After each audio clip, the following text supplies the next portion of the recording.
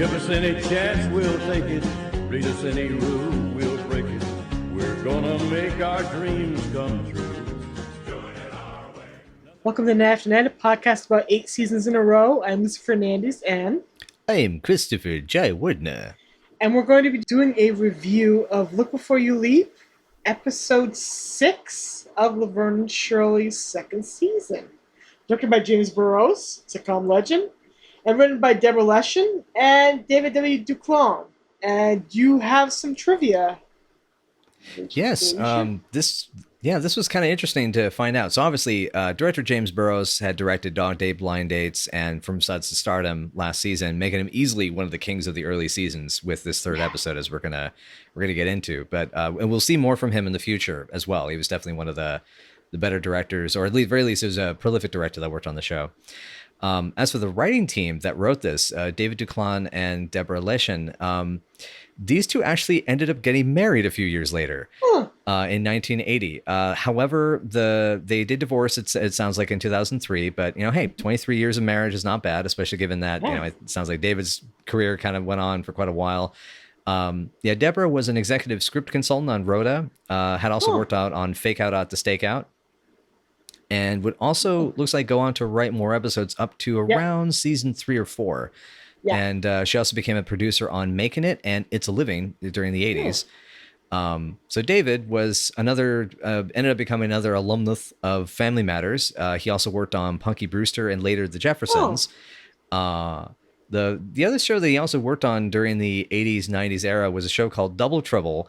Now, the funny thing about Double Trouble for me is when I found it, because I was vaguely familiar with it. It was one of those, like, I probably saw a TV spot for it during its time when it aired. The advertisement that they use on the IMDb page makes it look like what if you took Brian De Palma's sisters and turned it into a sitcom? That's true. That's just true. But it's good stuff. So we have some really strong writing. It was really cool to see this pair writing, and I guess we'll get into the episode itself, and I guess what it's about, because I'm kind of excited. I'm really excited to talk about this. I know you've been excited about it too. This is my favorite episode. Kids. It's been a month since Laverne got sloshed at Tad Shotz' birthday party, having won a chug-a-lug contest and had a wild dream about marrying a gatecrusher while apparently lying passed out in a vat.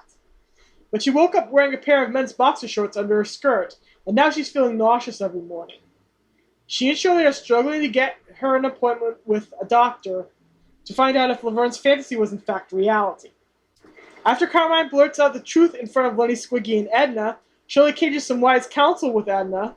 Laverne tries to figure out how to tell her father, and Lenny, shocking and moving both of the girls, decides to help Laverne with her plight by proposing marriage after winning a coin toss for the honor against Squiggy.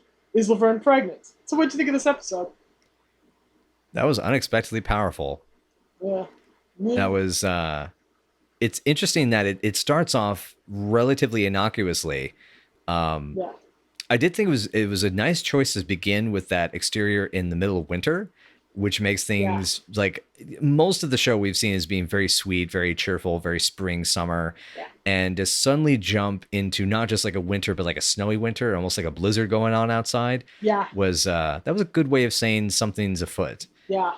And just and like, again, you see it starting off in awkwardly. She's got a tummy ache. Oh, that's sad. And then all the Alka-Seltzer she drops in the glass.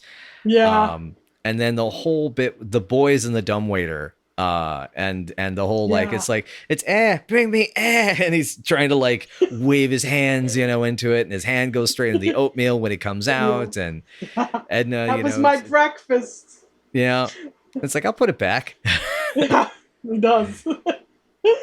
And I love that the fact they had to be told multiple times there's no coal in the dumbwaiter is fantastic. And then once the seriousness of it starts to hit, it gets a little like, whoa, kind of surprising, especially, for this time to be talking about, a out of wedlock pregnancy possibility in again, especially in a Gary Marshall show in the mid 70s is, kind of surprising, I think, at first blush. I remember you did a tweet along to this episode quite a while ago, actually, and I joined in and watched it on Logo. And I didn't see the whole episode at that point, so it was only when we watched it for this podcast that we got to the whole thing. Yeah. But I just remember being taken very much by surprise at the depth that it actually was able to hit, and it feels very natural and realistic. And the two kind of key scenes, the one with Lenny and the scene with her father with Pop, man, that was impressive. That was really, really strong. This is great. Yeah. So I know you're probably champing at the bit, wanting to get in there. So please.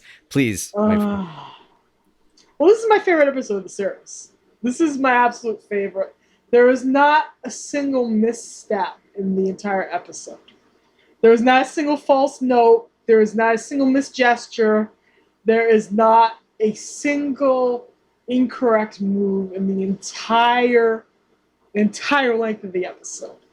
Everything is perfect, from the way Shirley and Edna try to talk out how the heck to deal with the possibility of Laverne's pregnancy, from the flashback, which injects just enough humor, where Laverne's talking about what happened the morning after with Shirley.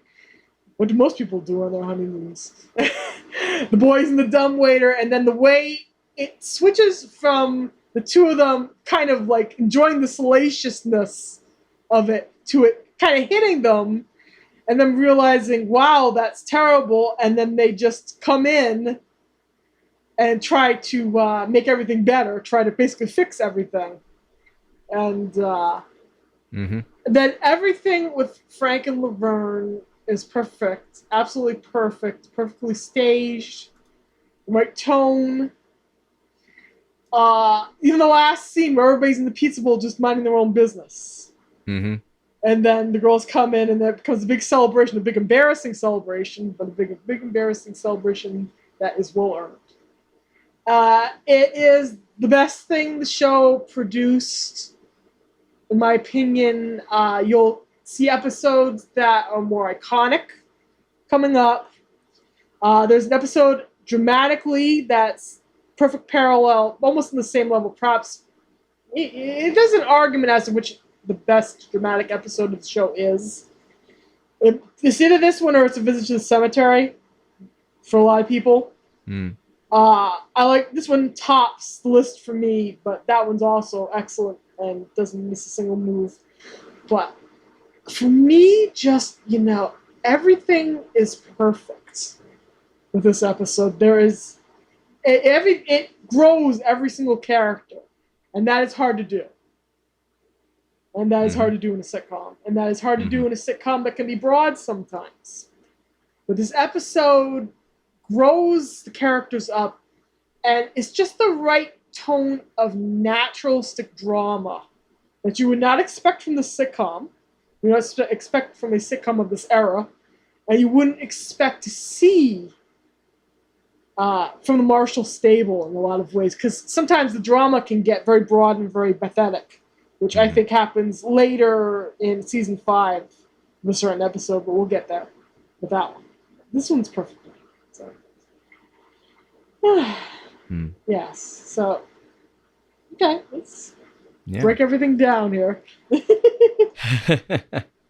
Yeah, I mean, I thank you so much for having. I think this is the point that I really feel like, that this was where, for me, watching this, because I think we were about halfway through season 1, maybe a little further than that, when I watched the majority of this episode, at the very least the second half of it.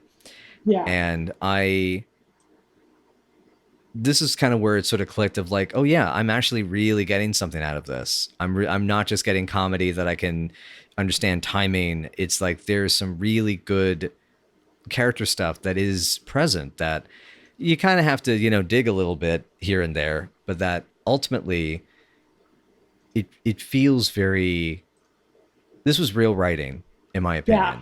This is, as you're saying, like all the character development stuff, the fact that even the idea that Lenny and Squiggy had a competition over who was going to marry, was going to propose, and that that winner gets the opportunity. Yeah. Like that even says something even about Squiggy himself, that Squiggy even thinking in the situation, like, we got to do something. We have to, you know, because what's interesting about Lenny and Squiggy is the girls, you know, in the first season are very much like they're not our friends, they're a nuisance, but the boys always saw them as their friends. Yeah. And this, I think, illustrates that. Yeah.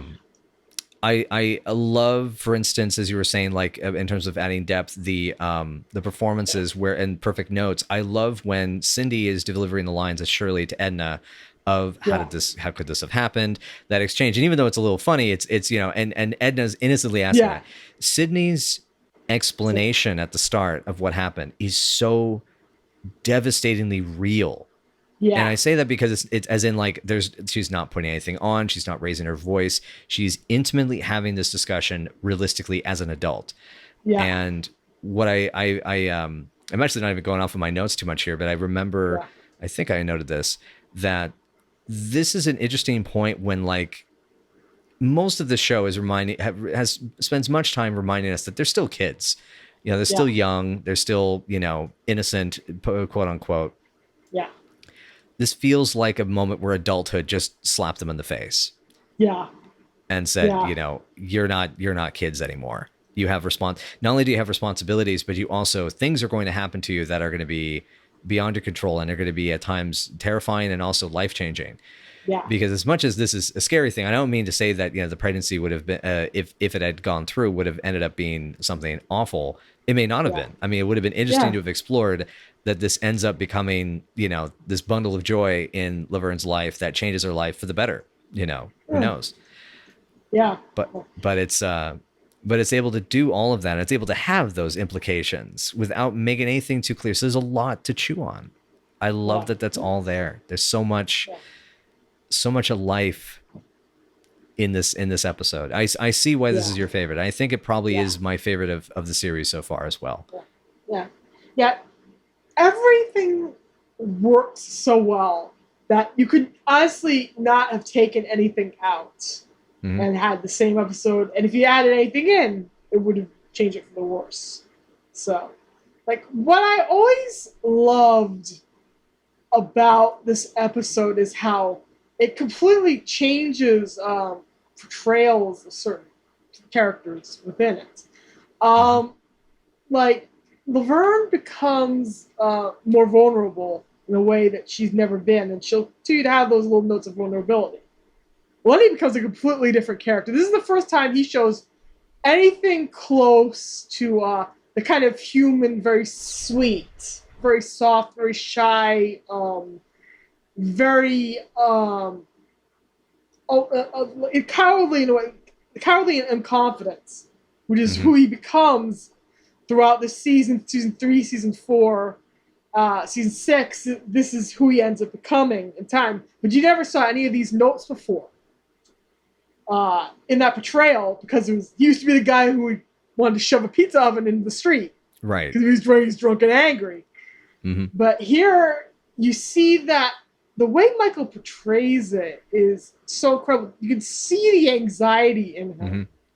You can see the anxiety just radiating from this character, and how young he looks, and how like anxious and desperate in a way to kind of get the yes out of him. And you compare that to the way Laverne looks at him with this kind of like almost playful fondness and this tenderness, which she has never, ever, ever, ever, ever looked at him that way before. Before, it was Squiggy's your only friend. That's the way she used to see him, and now he is her friend. And like in the end, the way those changes are made through both performance and writing, it will go on and continue to shift the series, continue to change the series. So it's very interesting in the end how this episode has an effect on the future. It makes me think of, thinking in terms of the kind of tough gal with a dopey, silly boyfriend type archetype. I mean, not to say that they are obviously together, but you know what I'm saying, that type of ship. It reminds me of Futurama and how, they, I believe in the commentaries, they do discuss that Fry and Leela being a thing was pretty much figured out pretty early on in their initial writing phase. And it just took a long, long time for them to get there. And that's why they dropped those hints along the way.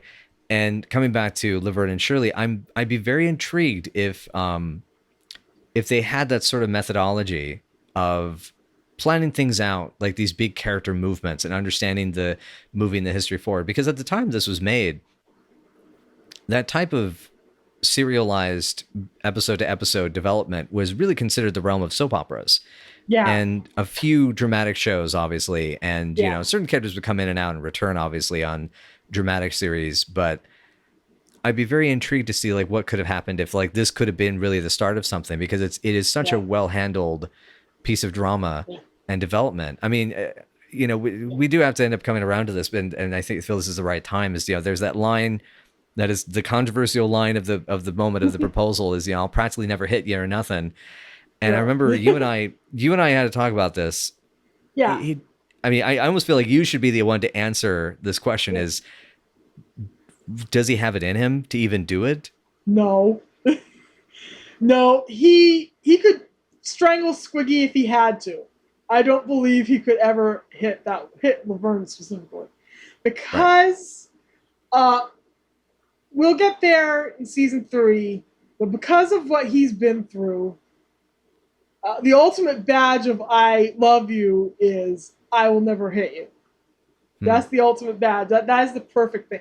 And the way he kind of addresses that, and the way they address this in the future, we'll get to it. To him, he knows everything that happened. It wasn't his fault, but in the end, he feels like it was his fault. So the answer obviously is I won't do what happened to me. Right. To this woman. Yeah. So that's why that ends up in there, besides the comedy beats to try to relieve the heavy kind of drama. And the audience, by the way, ate this proposal up. The audience was here for this. Yeah. The audience was so here for it. You can hear them at the end. I mean, it's when they end the scene. My God, they're going pretty nuts. Yeah. I mean, and especially because, I mean, there's even that little laughable little bit. It's so sweet, but it's this. I love the balance. Speaking of the audience reaction, and speaking of like their live physicality in the scene, I love the back and forth of maturity and childishness. Yeah. Youth and age. Yeah. You know, the way that she, you know, responds very maturely, and he even gives a little laugh at the good, you know, at her saying the good name of Kosnowski. Yeah. It says so much that he has that little bit of a laugh at the good name of such that he is aware it was kind of a Hail Mary move. Yeah. But it's also this really powerful gesture, and sort of like, I feel like it's sort of like, I don't know how to help you through this situation, but this is all I can, you know, this is something big. I feel like I think it can do. Yeah. Yeah. And then, like a kid, when she embraces him, and, you know, and she, it's, you know, and everything, and he's still got his hands in his pockets, so he's trying to hold her, and he's like wiggling, like, my hands are stuck. Yeah. And that's him still being a kid, you know. And well, you look at the way she rejects him when she calls him a big dope, and then she says she's really flattered by it, and she tells him how sweet he is, which is the first time we ever hear that from her. She would never in season 1 have characterized him as sweet. Mm-hmm. But the sweetness becomes a part of who this character is. And in a way that gentleness combined with almost like childlike, like fits of passion that come him. And yet he's got that wiseness. He's got that innate wiseness when it comes to people. That's where his smart spot is. He knows he knows the way the human world works. He knows how people work. And he, as she ends up saying, for a guy who falls off the roof all the time, he's got some pretty good smarts. Which is coming up in season 4. The way they balance is there's like these two kids in their early 20s, and he knows what it'd be like for her if she just says no and has to deal with this single. What kind of ostracization she's going to go through. And he basically knows what it's like. We'll find out he knows what it's like to have no mom in the picture. And she had no mom in the picture either. So, and since there's no dad in the picture here, he's like, here, I will insert myself in here, and that way your kid will have a father, and they won't know what it's like to live that incompleteness. Mm-hmm. So, there's a lot. I know, there's a depths I don't know that they were thinking about. They might have been thinking about these depths. I guess it just depends on how long they were writing the episode, I would think. Yeah. I don't know if the scene was a creation of the actor saying, hey, no, we're going to insert this, or if it actually was in the original script. I'd have to get a copy of the original script, which I really love to get my hands on. But there is something starts here, and it builds up, and it builds up. In a way, the show doesn't pursue this notion, and in a way it does. The show kind of knows that it's kind of like an elephant in the room. We go all the way to season 4, and there's an episode, basically, about the two of them, trying to figure out, their feelings. And so the writers knew and they didn't know, in a way. This is what my little opinion is. They knew and they didn't know. I know the actors knew that the chemistry was there between the characters. Michael's joke was that they were paired together because they're the same height all the time in scenes.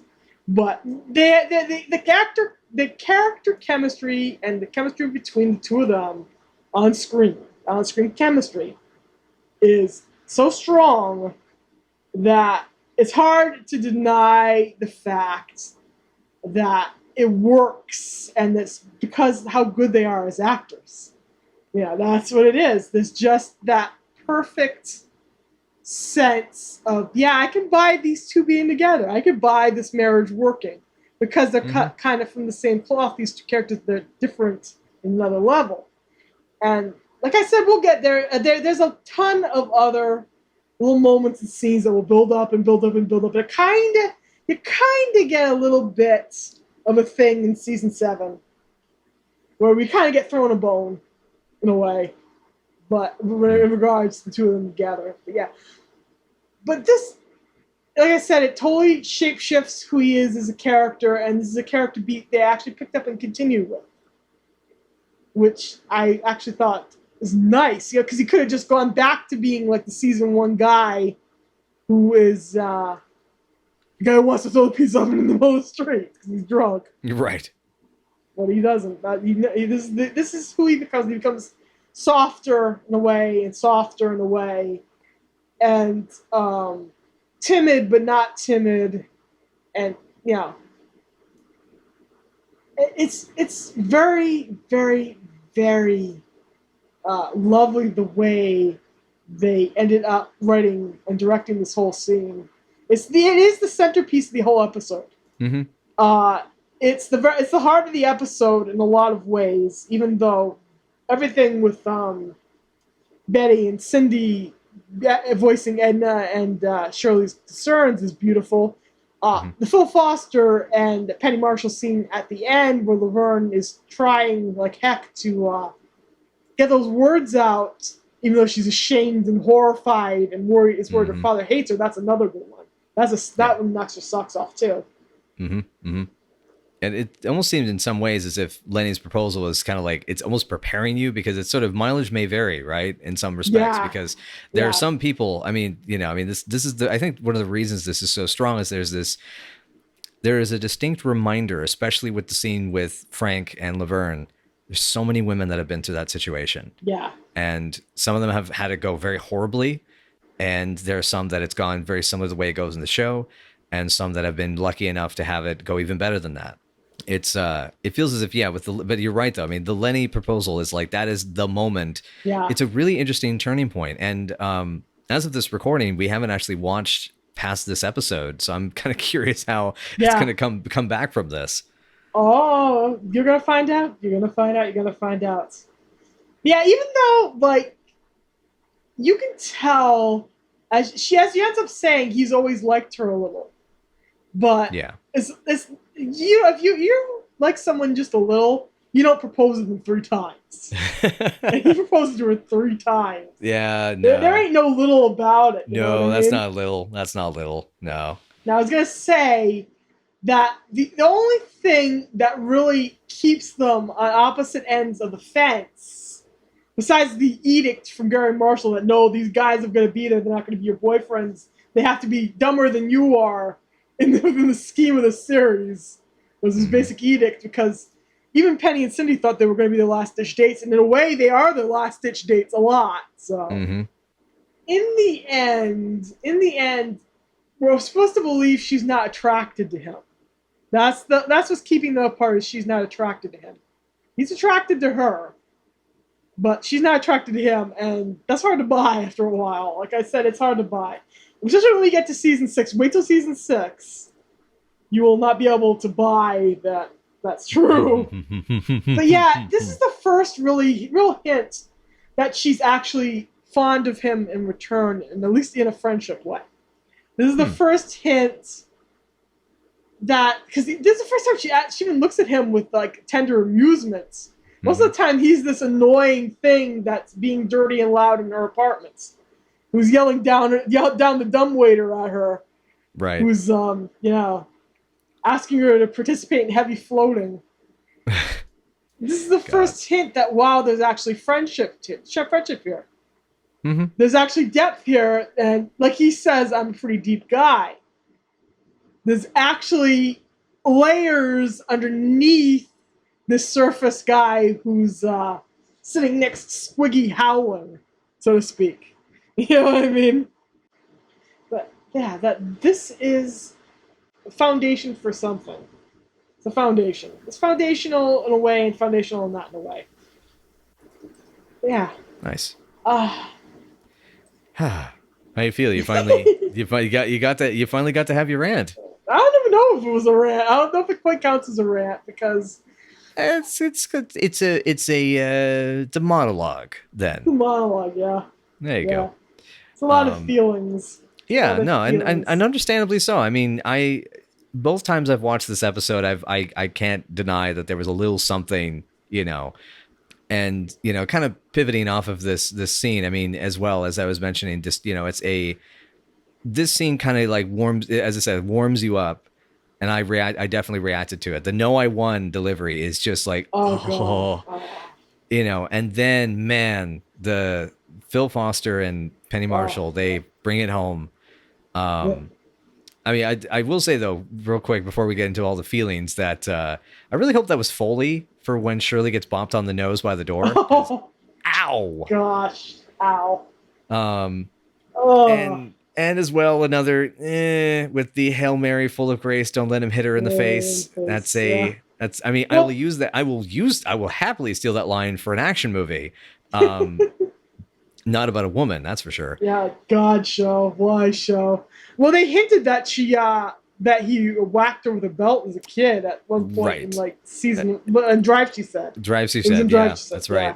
Yep. It was like, sheesh. You forget that stuff was like permissible, not only in the 50s but in the 70s. Oh God, not even permissible, but like encouraged. No, not permissible, but encouraged. Not even permissible, encouraged, but common. Yeah. It was common, a common thing. It happened, blah, blah, blah, blah, blah. People didn't analyze it until later. It was like, oh yeah, this might not be a good idea. Oops. Right. That reminds me. Should we at this point say that if we have any listeners out there that are totally okay with beating their children, that we should want them to just leave and don't listen to us? Yeah, there you go. Because I'm at that point where it's like, I don't want your patronage. Get the hell out. Get out. Disappear. Anyway, but back on track to the show though, is yeah. I was actually gonna mention, because you mentioned No, I Won. Yeah. Fandom has like a double interpretation of that. That they actually were tossing that coin and the loser would propose, and he considers being with or winning. That's a good point. Just consider that one. That for him would be very good. That's cute. I love that. So Penny and Laverne and Pop having to talk it out. Yeah. Penny destroys the scene. Yeah. My God. Her timing, the rhythm, it's so natural with just the right delivery of that line. Pop, I think I might be pregnant. It's just completely straight with him. Yeah. And God, it hits so hard, and especially how he responds. Listen, Muffin. Yeah, I actually wrote this down. Yeah. I want you to listen to one thing. I love you very much. Understand? You and me, family, familia. You heard, I heard, and like that. Just God, that just. I'm me, I'm you. Yeah. Just, and it's able to rise up into comedy again, but sweetly, cutely, kind of innocently.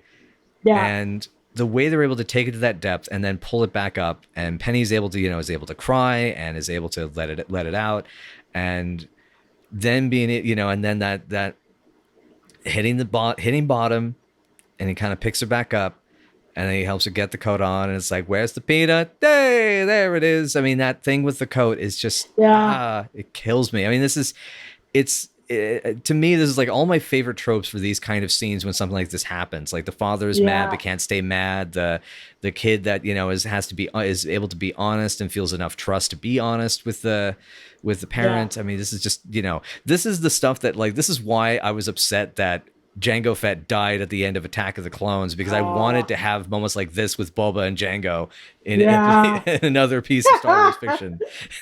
Oh my goodness.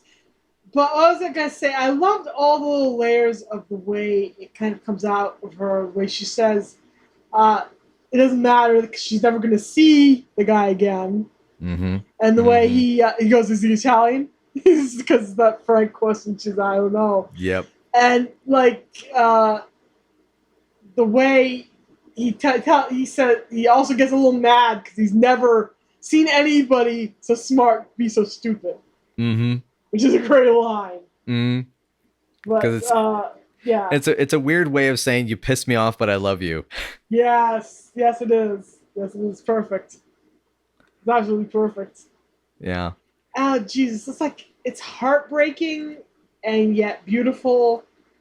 And in the end, ultimately, they never explain, by the way, why Laverne was throwing up every damn morning. Yeah, that still bugs me. They never answer what did it. They never answer that. Yeah. And that does drive me nuts, too, because that is the big unanswered question. She's not pregnant. And they were able to identify that very quickly. But what is making her throw up? Nobody knows. You'd think she'd want that solved so she wouldn't be sick every morning. But that never gets addressed, and she's fine afterwards, so... Heaven knows what was wrong with her. She had a parasite. She had a rich person living in her basement. Again, film nerds. Sorry, that's gonna happen. I was going to make a joke about peaches. That's a good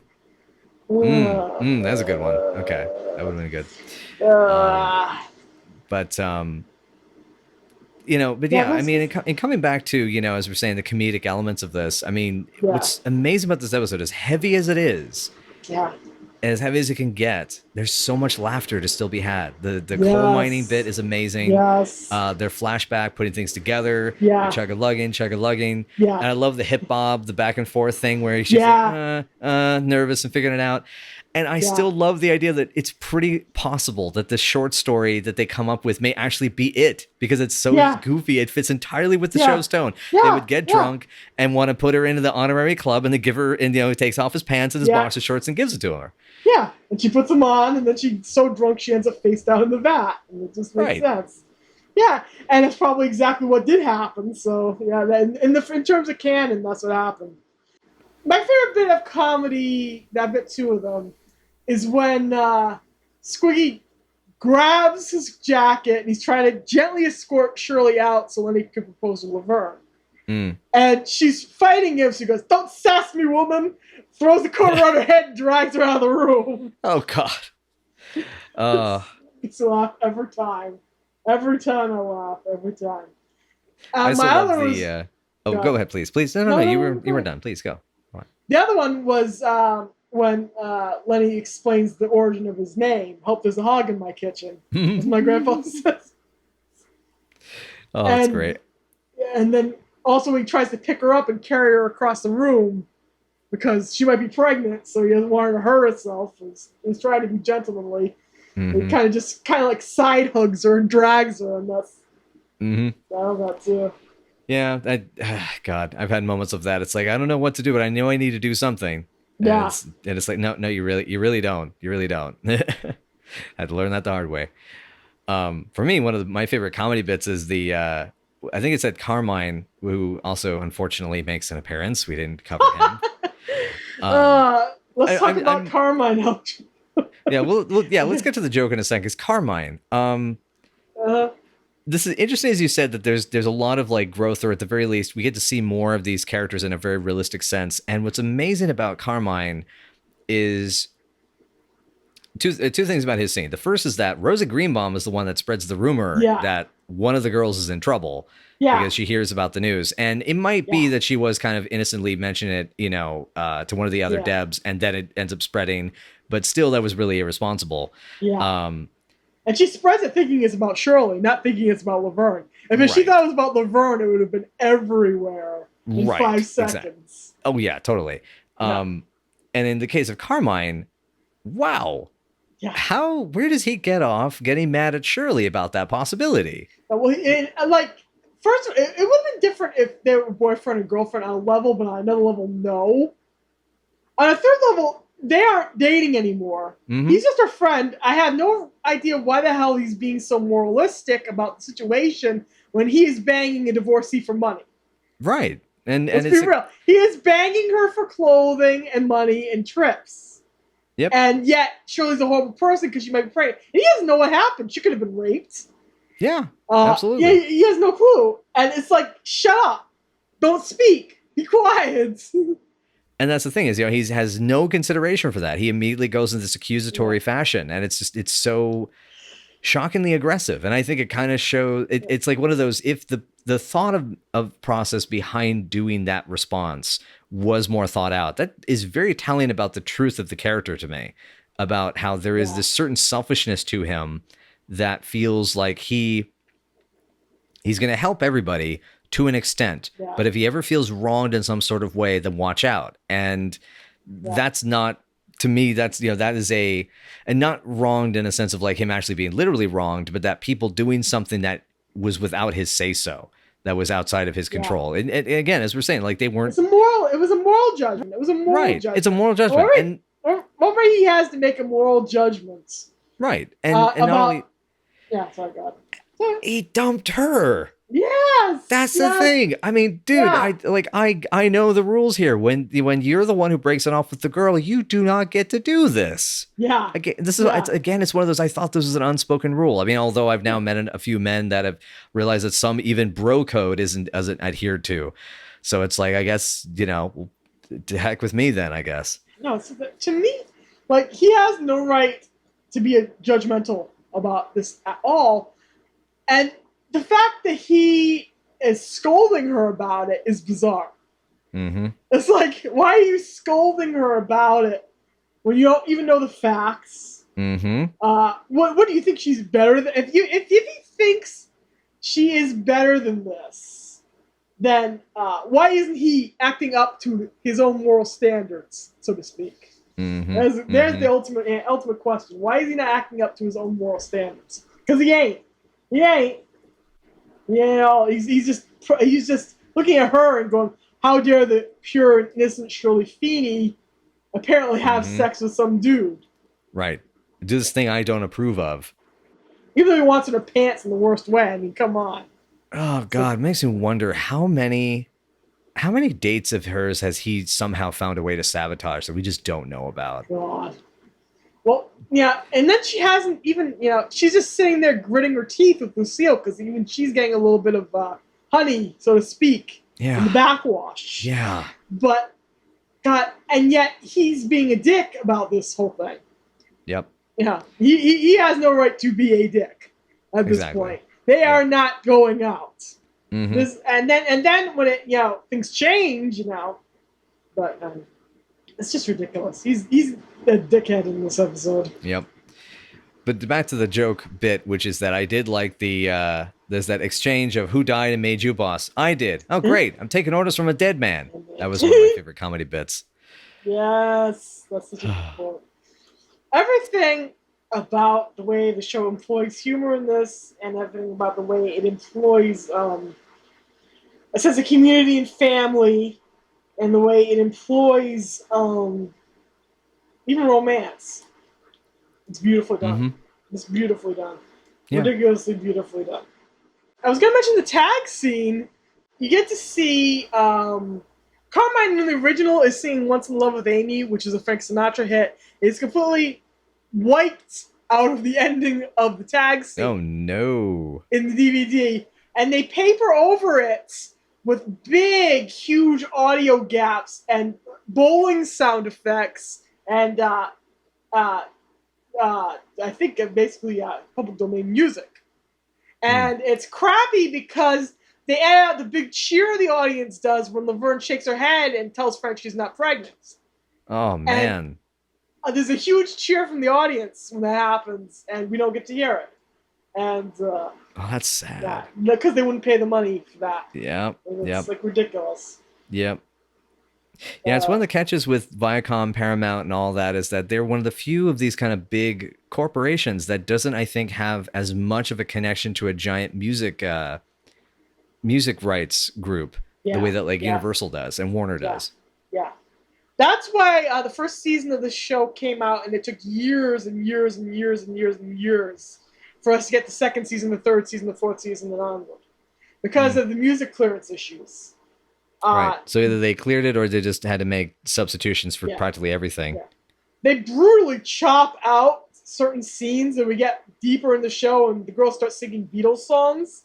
Oh no! Okay, that's there's a full-on montage in the season 6 premiere yesterday that gets obliterated with studio music. Oh no! It is awful. Well, hopefully those poor little studio musicians got their royalties from that. And then there's actually a scene where the girls try to teach the boys to do the monkey. Oh boy! And the original song they used was the monkey, and instead they kind of used 70s porno music. Ew. to cut that for them to dance to. They covered it with that. It's like, why? Why this substitution? Now I'm just trying to imagine what would have happened if Dirk Diggler was a guest star on Laverne and Shirley. Oh god, he could try to beat up Carmine. There you go. He's one of Carmine's boxing rivals. Huh. Yeah. That'd be good. Oh god, and he'd be terrible because as we know, Dirk Diggler is just a bunch of hot air. Yeah, get out. But going back to the tag scene, I mean, what I liked about it though, it was unfortunate about the music. Definitely, I think it does. What's sad is it kind of works in its own way without any production audio. Yeah. It's one of those things that it makes it a little more cinematic. But yeah, I do wish that being able to, losing that crowd, that audience applause is really unfortunate because that must have been really powerful for the audience watching this be recorded. But I love in the scene, just the elements of everyone's sort of getting kind of back to a sense of normal, sort of a reminder that you already sort of know from the get-go that everything's going to be okay. And I thought it was interesting in a detail that Lenny has a comic book in his pocket. Yeah. And it reminds us that he's still a kid. And it's almost like a clue that, it's going to be okay. They're still young. The future's ahead of them. And that you can still enjoy your little stories in the funny papers and hit on girls and they're going to be all right and everything's going to be okay. Or accidentally almost hit on a guy. Right. Which I hate to say, I think I've actually done that once. I think what happened was it was at a gathering where I think I said something I was trying to say something to a gal that I had worked with before in the film community, and it got said to my eye line went to one of the dudes, and it was a weird, awkward moment. He didn't get mad. I think he realized what I was doing, but I'm pretty sure something like that happened. I had a lot of angry actresses' boyfriends also glare at me for trying to have a work conversation in the middle of a party. That's fun. But anyway, back on track though. Yeah, I mean, I don't know if I have really much more I can really add about this episode. It's an exhaustive, emotional experience, and it's incredible. I mean, I was really moved by it, and this, as said, I mean, this was the point I felt most thankful to you so far for having got me involved in this. It's the best episode of the series, honestly. just combines all the things I love about the show. There's a little less slapstick comedy in this one. So if you're looking for something heavy in the slapstick comedy department, go watch. I'd probably say, what would I recommend? I'd probably recommend Stepping Out. That's got a lot of it, and it's really well staged. But there is nothing more emotionally impactful in the series canon than this. Like, and it shapeshifts characters, it transforms them, and it makes them more interesting to follow, and it makes them incredibly wonderful to become invested in. I was going to mention something else. I was going to drag us back to the proposal scene because I wanted to do that. I was going to say, you notice that he points out the jackets, and she remembers the jacket. She remembers putting her L on this jacket, which is, the first little, even tiniest hint that she's even remotely sympathetic to him or fond of him, and then that just deepens and deepens and deepens. But the fact that she even remembered that, I thought was amusing, because if this is just some guy who isn't her friend, or she's ashamed that he's her friend, she wouldn't remember that little detail. But I thought it was sweet. And she did take the time to stitch that thing in, though. Yeah, by hand with one of her L's. With one of her L's. And he wears the whole stinking series, whole series long. See, you see it all the way through up to season 8 on his back. So wow, that's master gipster, so to speak. I was gonna say, would you actually classify the boys as big swingers, like they say? Because I love that line. I never want to settle down. I always wanted to be a big swinger. When Lenny's trying to propose to her. Would you classify them as it? No, because I don't think they're successful. Yeah. I figure... I'm trying to figure out how far I should take that description of what I mean by that. Because I have in my head, at least by this point in the show, how far things have gone with them and their dates. But the thing, I think to be a swinger, you got to be successful. Yeah. I know someone who used to call himself, a swinging guy like that, and it's like, with all the ladies, I just really want to settle down, and it's like, dude, he is a Lenny and Squeaky type. He's more of and actually more of the cliche of them. He's more of a nuisance than anything. And it took him years to kind of stop being such like a dirty old man. But that's the thing, is I feel it's about just your success rate. So like if they've rodeo do once or twice, then good for them. No, with a swinger, no. Swingers like James Bond. James Bond's the or the Fonz. That is and you snap your fingers and it's on. Yeah. That is my definition of it. It's like him constantly saying, "Well, I don't want to settle down." His master gesture whenever he is around a girl who shows any kind of slight interest in staying in a relationship with him is to propose. Let's be real. This is his master gesture is stay with me, marry me. I mean, there's an episode in season 7 where he gets into a serious relationship with a co-ed, and she tells him, "I have to go to New York for studying." That's right. Yeah. Yeah, right. And his reaction to that is, "Okay, I'm going to move with you." Yep. Yeah, I remember on the Nun Story episode you mentioned that. Yeah. Yes. So that's his master gesture for somebody who thinks he's independent and thinks that he is this guy who is a swinger and can love and leave all these girls. Mm-hmm. He's the kind of guy who also proposes any second he thinks it's even remotely close to being real. Yeah. So it's the dichotomy between what he thinks he is and what he is always amusing to me. It makes me think of whether it's a case of like he flirts with a lot of girls, but he only has eyes for the ones that are special. Yeah. Though they're the only ones he wants to keep there. Right. Yeah. It's the only ones he wants to keep looking at. Yeah. Yeah. But It kind of like, anyways, yeah. go ahead. And then you compare. Even Squiggy ends up saying, by season 5, when he ends up falling in love with the girl who's using him, and Shirley talks him down, and he says, "I want what you and Carmine have," which we'll get there. Oh Eventually. my God. We'll get there eventually. Andrew. Oh dear. It'll make more sense by season 5. Okay. You gotta give him a chance. You gotta give Carmine a chance. He does do douchey things, but he also kind of redeems himself sometimes. Sometimes. All right. We'll see if I come down off this hill or not. Will we ever get off of the let's kick Carmine in the nuts hill?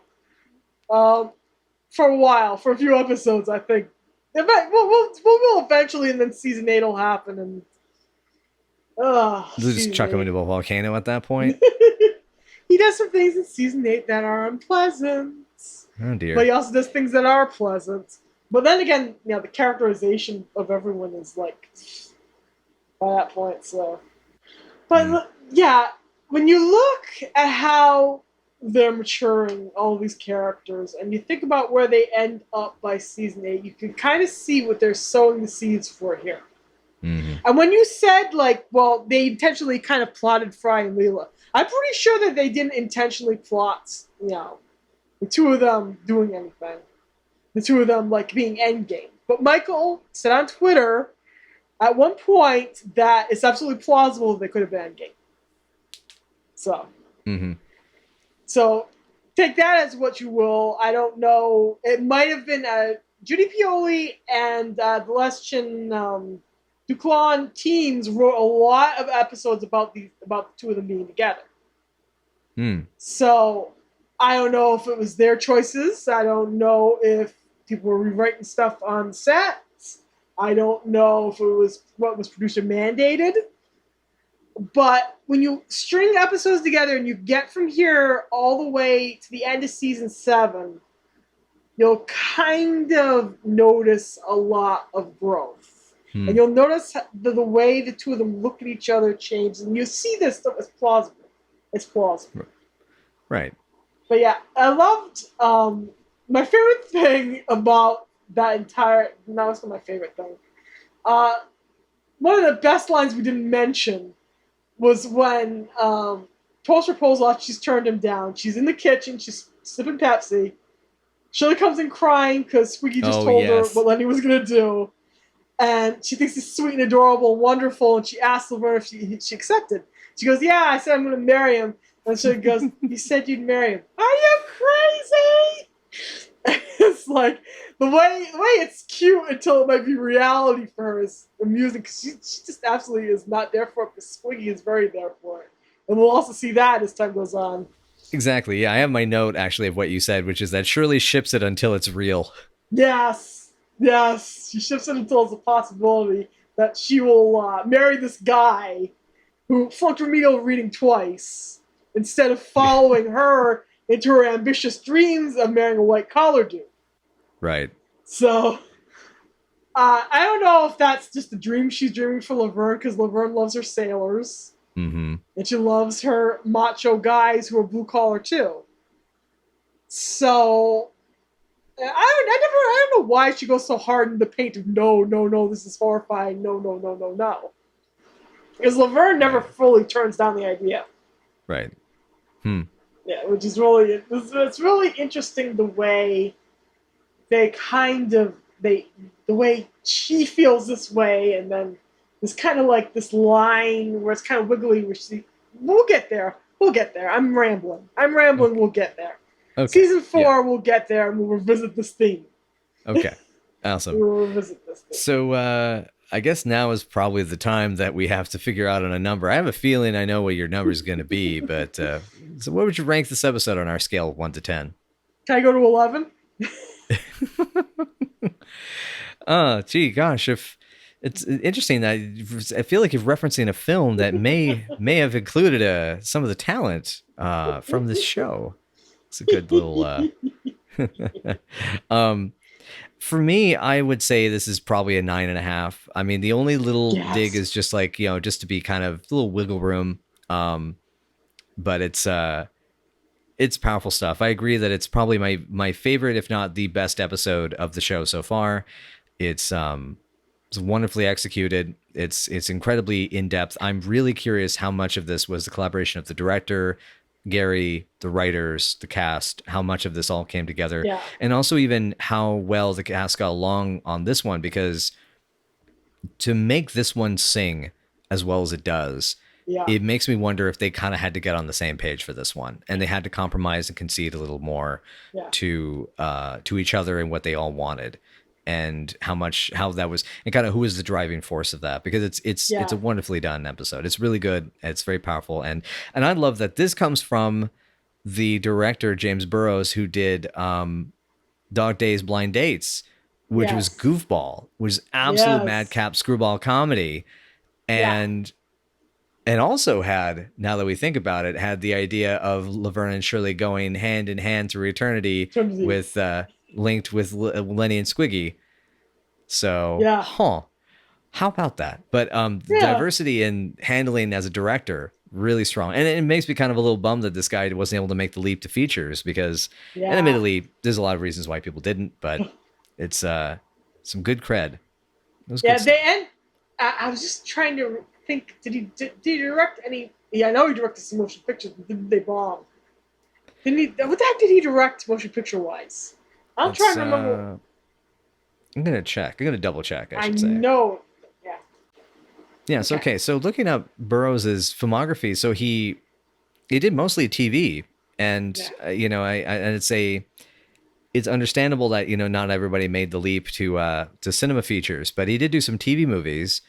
Also worked with Penny on another project called More Than Friends. Mm-hmm. With her ex-husband, Rob Reiner. Oh, hey. Michael's in it. Michael plays one of her character's lovers, a hippie character. Oh, it's got Joey Pants in there, too. Yeah. Yeah. There's a lot of people in it. It's really good. It's really nice. Fun. Yeah, but I really would, as much as I know, he's been a prolific television director, it just, part of me wonders, did we miss out, It would probably been amazing if he did one feature called Partners from 1982. A, quote, gay-themed buddy comedy film starring Ryan O'Neal and John Hurt as a mismatched pair of cops. Whoa. Yeah. Solve a series of murders in the gay community. Yeah. And it's a comedy. Huh. Well, at least it's got James Remar in there. Interesting, if nothing else. If nothing else, yeah. I didn't just even know the idea this of that existed. overlap of two alums from Walter Hill movies ending up in a gay comedy, I find really amusing. It's interesting that it even happened. Definitely. Well, some to track down, but anyway, I think, but winding down, I think we find this to be really one of the strongest, a strong episode. One of the reasons, kind of like, if you're getting into this show, this is what you're kind of coming here for. This is the destination. Yes. This is why you get into it. Yeah. But yeah, so do you want to fill folks in on what's coming up next, or because I don't even know what's coming up next. Usually I tease because I actually do know what's coming up next, and here I don't. So do you want to tease me about what's coming next, or what? In the next episode, the girls try modeling. They try to become fashion models, and then the episode is literally called "Dear Future Model." So, Dear Future Models, I must correct myself. Oh, well, I thought it was just a letter from a typewriter to a computer. I have no idea if even all of our audience is even going to understand that joke. I'm sure they will. Somebody has to know what a typewriter is out there. Our audience has to know what a typewriter is at this point. Look, we got a certain audience who will understand that. So. Yeah, I mean, as much as people say, "Oh, yeah, typewriters," it's like, dude, I used an electric typewriter when I was 7. So, like, don't give me that. A lot of people have. So. Yeah. A lot of people anyway. did. Yeah. I hope you guys enjoyed my enjoying canon far too much. If at this point they're not here to listen to us, gab and love the show and love it with us, we hope, then we I don't know what to even say at that point, man. It's like God can't help you at that point. Yeah. But no, this was wonderful. Thank you, and Lisa, thank you so much for dragging me on this journey. This was a wonderful high point, and yeah. So There's many more yeah, highlights to come. A few lowlights, a few sad lowlights, but we will get there, and we'll hopefully keep enjoying the ride. Yeah. Yeah. And just make sure that if you like this episode, to leave us some comments. We'd like to hear from you, especially about these emotional ones. I think we like to hear a lot about, because it's we need to know that we're not alone. And you can do so by finding us on there's the Twitter at Night After Night PC, or Night After Night Pod on Facebook, Tumblr, and Patreon if you would like to support our efforts to try to offset some of the costs of some of the discs, and to also incentivize us to do bonus episodes, because there's a lot of work to do on the show. But if you guys want us to do something more, we will gladly do so. But we just have to know the demand is there. Anywho, I think that's going to be all from us for now. And I guess thank you so much, and take it easy. And if you're gonna make a proposal, and the person, and someone's gonna reject you, and they're gonna give you a sympathy embrace of some sort, maybe not put your hands in your pockets. That was a big lesson I learned from this episode. Don't leave your hands in the pockets when an embrace is coming. Now I just remember that I was going to talk about the fact that this is his good shirt. He keeps wearing this good shirt everywhere to big important events in canon. He wears this shirt to Fonzie's funeral. This is the first time we ever see. That's his big important dress up shirt. I completely forgot to mention that. It's also, I think it's his dress up tie. It's this blue tie with a girl on it. I need to see it up close again, but I think there's a girl on it. So I was going to mention the fashion, but it got away from me. So, oh God, yeah. I love this show. I love this episode. Yeah. But in any case, yes. I guess we'll see you next time, folks. And hey, when it comes to fashion, I guess we'll have plenty to talk about next time. Oh yeah, definitely. Cool. Have fun, y'all. Latest.